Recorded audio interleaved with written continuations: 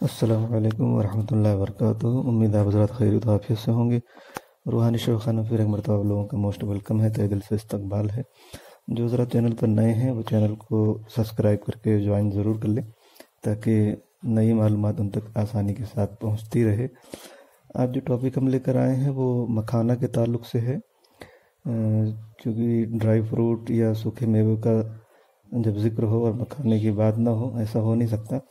मखाना को हिंदुस्तान के साथ साथ पूरी दुनिया में इस्तेमाल किया जाता है और इसके बहुत सारे फ़वाइद हैं और बहुत सारी बीमारियों में ये फ़ायदेमंद है।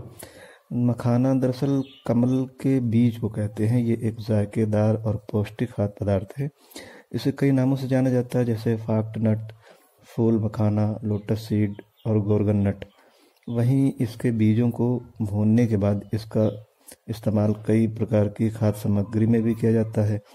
इसके अलावा ये कई प्रकार के पोषक तत्वों से भरपूर होता है जो सेहत के लिए फ़ायदेमंद होते हैं। मखाना में कई प्रकार के औषधीय गुण पाए जाते हैं जो स्वास्थ्य के लिए काफ़ी फ़ायदेमंद होते हैं। जैसे कि मखाने में एंटीऑक्सीडेंट, एंटी इन्फ्लेमेटरी और एंटी ट्यूमर प्रभाव पाए जाते हैं। इसके अलावा इसका इस्तेमाल बुखार, पाचन तंत्र सुधारने में और दस्त के लिए भी किया जा सकता है। इसके अलावा ये कई ख़ास एल्कलाइड से भी समृद्ध होता है। ये सभी गुण और प्रभाव मखाने को स्वास्थ्य के लिए उपयोगी बनाने का काम करते हैं। वज़न घटाने में मखाने के फ़ायदे की बात अगर की जाए तो इसका इस्तेमाल मोटापे की समस्या से छुटकारा दिलाने में मददगार साबित हो सकता है।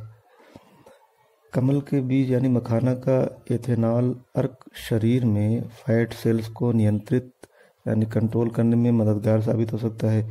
साथ ही ये फैट सेल्स के वज़न को भी कम कर सकता है। इसलिए ऐसा कहा जा सकता है कि इसका इस्तेमाल वज़न को कम करने में मददगार साबित हो सकता है। इसके अलावा ब्लड प्रेशर के मरीज़ों के लिए भी ये फ़ायदेमंद है।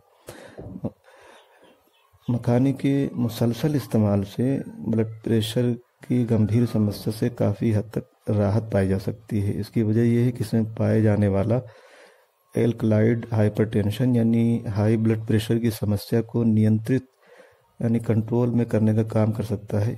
इसलिए बीपी की समस्या को कंट्रोल करने के लिए मखाने का इस्तेमाल किया जाना चाहिए। इसी साथ डायबिटीज़ की समस्या से राहत पाने के लिए मखाने का इस्तेमाल किया जा सकता है।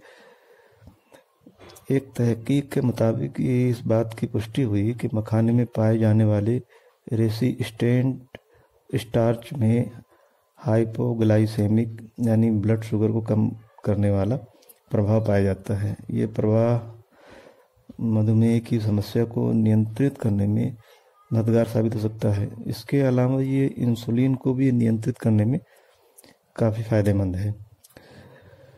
इसके अलावा मखाने का इस्तेमाल उच्च रक्तचाप यानी हाई बीपी को नियंत्रित करने का काम करता है। इसके अलावा ये डायबिटीज़ और बढ़ते वज़न के ताल्लुक से फ़ायदेमंद है।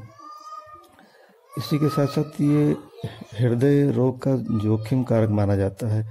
इस आधार पर कहा जा सकता है कि मखाने का इस्तेमाल इन समस्याओं से बचाव कर इनसे होने वाले हृदय रोग के जोखिम को कम कर सकता है। वहीं एक तहकीक में जिक्र मिलता है कि कमल का बीज यानी मखाना कार्डियोवास्कुलर रोग यानी हृदय संबंधी से बचाव का काम कर सकता है। मखाने में प्रोटीन की मात्रा पाई जाती है। 100 ग्राम मखाने में लगभग 10.71 ग्राम प्रोटीन पाया जाता है। इसलिए ऐसा कहा जा सकता है कि मखाना खाने के फ़ायदों में प्रोटीन की कमी को पूरा करना भी शामिल है। इसके मुसलसल इस्तेमाल से शरीर में प्रोटीन की आवश्यक मात्रा की पूर्ति के साथ उसकी कमी से होने वाली कई समस्याओं को भी दूर किया जा सकता है। प्रेगनेंसी में मखाने का इस्तेमाल करना फ़ायदेमंद हो सकता है। प्रेगनेंसी में ख़वातीन के लिए मखाने का इस्तेमाल कई प्रकार के पकवानों में मिलाकर किया जाता है। तहकीक के मुताबिक मखाने का इस्तेमाल प्रेगनेंसी के दौरान और प्रसव के बाद की होने वाली कमज़ोरियों को दूर करने के लिए किया जा सकता है। इसके अलावा इसमें कई प्रकार के पोषक तत्व जैसे कि आयरन, प्रोटीन, मैग्नीशियम और पोटेशियम जैसे पोषक तत्व पाए जाते हैं जो प्रेगनेंसी के दौरान महिला को स्वस्थ रखने में मदद कर सकते हैं। जिन लोगों को अनिद्रा यानी नींद न आने की समस्या हो उनके लिए मखाना के इस्तेमाल से काफ़ी फ़ायदा मिलता है। अनिद्रा यानी नींद आने की समस्या के लिए मखाने का इस्तेमाल मुसलसल रूप से किया जाए तो ये परेशानी काफ़ी हद तक कम हो जाती है।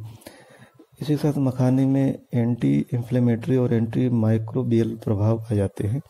मखाने में पाए जाने वाले दोनों गुण मसूड़े संबंधित सूजन और बैक्टीरियल प्रभाव के कारण होने वाली दांतों की सड़न को रोकने में मददगार साबित हो सकते हैं। इस कारण माना जा सकता है कि मखाने में पाए जाने वाले ये गुण मसूड़ों की सूजन के लिए फायदेमंद हैं। मखाना का इस्तेमाल किडनी के लिए भी फायदेमंद है। जैसे दस्त के साथ किडनी से जुड़ी परेशानियों से बचाव का काम कर सकता है। और इसी के साथ साथ त्वचा यानी स्किन से संबंधित समस्याओं में मखाने के इस्तेमाल से काफ़ी फ़ायदा मिलता है। मखाना एंटीऑक्सीडेंट गुणों से भरपूर होता है। ये गुण त्वचा पर आने वाले एजिंग के प्रभाव जैसे झुर्रियों को दूर करने में मददगार साबित हो सकते हैं। मखाना खाने के लाभ के बाद इसके इस्तेमाल की बात की जाए तो इसे कई तरीके से इस्तेमाल किया जा सकता है। जैसे कि मखाने को फ्राई कर स्नैक्स के शक्ल में इस्तेमाल किया जा सकता है। कई लोग मखाने की खीर बनाकर इसे खाने में इस्तेमाल करते हैं, या सब्जी बनाते वक्त इसे मटर और पनीर के साथ भी इस्तेमाल कर सकते हैं। इसे नाश्ते में सुबह शाम भी इस्तेमाल किया जाता है। इसके खाने की मात्रा की बात की जाए तो सामान्य तौर पर एक बार में 20 से 30 ग्राम मखाने का इस्तेमाल किसी भी शक्ल में किया जा सकता है। इससे ज़्यादा इस्तेमाल करने पर इसके कुछ नुकसान भी हो सकते हैं। मखाना में मैंने बताया कि फाइबर की मात्रा होती है, तो ऐसे में अधिक इसका इस्तेमाल करने से गैस और पेट में ऐंठन वगैरह भी हो सकती है। कुछ लोगों को मखाना खाने से एलर्जी हो सकती है। ऐसी कंडीशन में डाइटिशियन या डॉक्टर से कंसल्ट करके मालूम कर लेना चाहिए, उसके बाद ही इस्तेमाल करना चाहिए, क्योंकि मखाने की तासीर जो है वो गर्म होती है। इसलिए जिन लोगों को इससे एलर्जी की प्रॉब्लम है वो इसका इस्तेमाल शुरू करने से पहले जो है डॉक्टर से ज़रूर कंसल्ट कर ले, ताकि किसी तरीके की कोई एलर्जी प्रॉब्लम उनको ना हो। दूध में मखाना उबाल कर खाने से कैल्शियम हासिल होता है। कब्ज से परेशान जो लोग हैं तो उनके लिए बेहतर है कि गर्म दूध में मखाने का पाउडर उबाल कर इस्तेमाल करने से उन्हें फ़ायदा मिलेगा। सुबह खाली पेट गर्म दूध के साथ मखाने का इस्तेमाल करना दिल की सेहत के लिए फ़ायदेमंद है। मखाने में मौजूद एंटीऑक्सीडेंट दिल को हेल्दी रखने में काफ़ी मदद करता है। तो ये मखाने के ताल्लुक़ से कुछ अहम जानकारी थी जो मैंने पेश की। उम्मीद आप लोगों को पसंद आएगा। तो आज की जानकारी कैसे लगी कमेंट करके ज़रूर बताएं। तो आज के लिए समझता हूँ इतना काफ़ी है। फिर किसी दूसरे इंटरेस्टिंग वीडियो में फिर मिलेंगे। तब तक अपनी और अपनों की सेहत का खास ख्याल रखें। आज के लिए इतना काफ़ी है। बहुत बहुत शुक्रिया। जज़ाकल्लाह।